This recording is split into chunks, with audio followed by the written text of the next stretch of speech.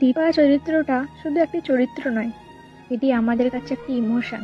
4 বছর ধরে একটা চরিত্রকে ধরে রাখা, কখনো মেয়ের চরিত্রে আবার কখনো বা মায়ের চরিত্রে অভিনয় করা একদমই সহজ কাজ নয়। কিন্তু স্বস্তিকারী দেখিয়ে দিয়েছে সেটা নিজের পরিশ্রম এবং ভালোবাসা দিয়ে। সেই কারণেই দীপা আজ এতটা জনপ্রিয়। দীপা এই নামটা শুধু স্ক্রিপ্টের পাতায় থেমে যায়নি, এই নামটা আমাদের প্রতিটা মানুষের মনে জায়গা করে নিয়েছে।